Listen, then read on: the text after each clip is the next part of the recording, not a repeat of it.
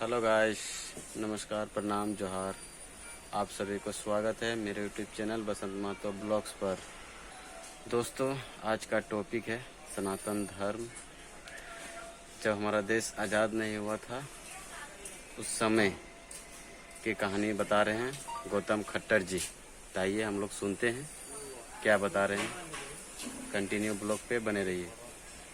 जब अंग्रेजों का गुलाम था ये हमारा भारत, उस समय अमेरिका से एक मिशनरी को भेजा गया। उसको भेजा गया कि जाओ भारत और जाकर के भारत को ईसाई राष्ट्र बनाओ। और वो 21-22 साल का नौजवान था जिसका नाम था सैमुअल इवान स्टॉक। ईसाई राष्ट्र का मिशन देकर के उसको भेजा गया।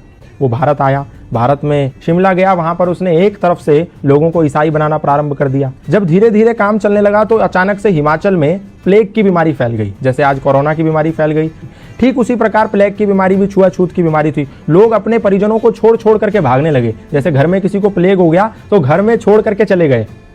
तो ऐसे ही जब देखा सैमुअल इवान स्टॉक ने कि जब ऐसी परिस्थिति पैदा हो गई कि लोग अपने परिजनों को छोड़ छोड़ करके भागने लगे, उस समय वहां पर एक समाज सेवी थे जिनका नाम था पंडित रूलियाराम। वो पंडित रूलियाराम निस्वार्थ भाव से ऐसे लावारिस पड़े लोगों की सेवा कर रहे थे। तो सैमुअल इवान स्टॉक ने देखा कि पंडित रूलियाराम एक खाट के पास हैं जहां पर एक वृद्ध आदमी को लेटा हुआ है और वो प्लेग के मारे तड़प रहा है और उसके गले में एक गिल्टी हो गई है जिसके मारे उसको तड़पन हो रही है।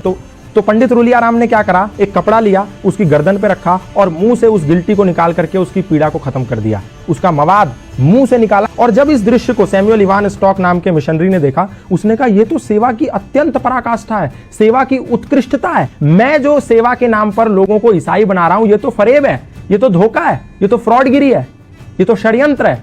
और ये तो निस्वार्थ सेवा है जहां इनको कुछ नहीं मिलना, ये मर भी सकते हैं, छूने पे लोग मर जा रहे हैं और ये उनकी ऐसी सेवा कर रहा है। उस समय सैमुअल इवान स्टॉक का हृदय परिवर्तन हो गया।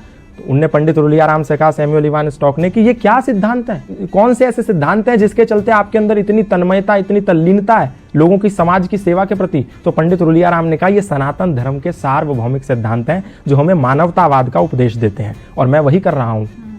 संगच्छध्वम संवदध्वम संवो मनांसि जानताम सर्वे भवन्तु सुखिना सर्वे संतु निरामया के सिद्धांतों को पालन कर रहा हूं। तो सैमुअल इवान स्टॉक ने कहा, मैं भी ये सनातन धर्म के सिद्धांत जानना चाहता हूं। तो सैमुअल इवान स्टॉक को पंडित रूलियाराम ने सत्यार्थ प्रकाश दिया, द लाइट ऑफ ट्रुथ नाम की एक पुस्तक दी। बोला तुम ये पढ़ो और तुम्हें सनातन धर्म का पूरा सारांश पता चल जाएगा कि सनातन है क्या। सैमुअल इवान स्टॉक ने उस पुस्तक का अध्ययन किया। अध्ययन करने के बाद ऐसा हृदय परिवर्तन हो गया कि आया तो था वो भारत को ईसाई राष्ट्र बनाने, वो भारत को आजाद कराने की लड़ाई में कूद पड़ा। और जब वो लड़ाई में कूद पड़ा तो अंग्रेजों ने उसको जेल में बंद कर दिया। जेल में बंद कर दिया तो उसकी मुलाकात लाला लाजपत राय से हुई। जेल से निकल के आने के बाद उसने पंडित रूलियाराम से मिला और बोला कि मैं अब सनातन धर्मी बनना चाहता हूं और मैं अपना नाम भी, क्योंकि आपने जो मुझे सत्यार्थ प्रकाश दी थी, द लाइट ऑफ ट्रुथ, उसको पढ़ने के बाद मेरा हृदय सनातन की और श्रद्धा से भर गया है। तो मैं नाम भी अपना उसी सत्यार्थ प्रकाश से अभिप्रेरित होकर रखना चाहता हूं। अपना नाम सत्यानंद रखना चाहता हूं। और वो व्यक्ति सत्यानंद आर्य सन्यासी बन गया और भारत में रहकर के मृत्यु पर्यंत सनातन धर्म का प्रचार करता रहा। आप सोच के देखिए कि एक व्यक्ति जिसको भारत को ईसाई मुल्क बनाने के लिए भेजा गया था, लोगों के साथ छल कपट करके, वो व्यक्ति सनातन धर्म का प्रचारक बन गया। उसने अपनी पत्नी को भी सनातन का प्रचारक बना दिया। अपने घर के एक कोने में यज्ञशाला खोल दी। आज भी हिमाचल प्रदेश में जाएंगे तो वो यज्ञशाला विद्यमान है। वहां उपनिषदों के मंत्र उकेरे हुए हैं उस यज्ञशाला में। उसके घर में आज भी वो भगवद गीता के श्लोक लिखे हुए हैं। तो ये प्रमाण है कि सनातन को कभी, ना उस समय, ना आज, ना आने वाले समय में कभी भी लोगों पर थोपा नहीं गया। ना तो तलवार के जोर पे, ना भय और लालच और षड्यंत्र के जोर पे। सनातन से लोग आए और प्रभावित हो गए। फादर कैमिल बुल के ईसाई मिशनरी थे, आए, रामायण से प्रभावित हो गए, सनातन धर्म का प्रचार करने लगे। बाहर से लूसी गेस्ट आई, सनातन धर्म से प्रभावित हो गई, भारत में गुरुकुल खोल दिया। स्टैनफोर्ड की एक महिला आई, भारत में आके गंगा के पास बैठी, साध्वी भगवती सरस्वती बन गई। एक व्यक्ति स्विट्जरलैंड से पैदल भारत आ गया, 4 साल 18 मुल्क पैदा करते हुए। कोई गया था उसके कंधे पर बंदूक रखने और उसका नाम हो गया बैन बाबा।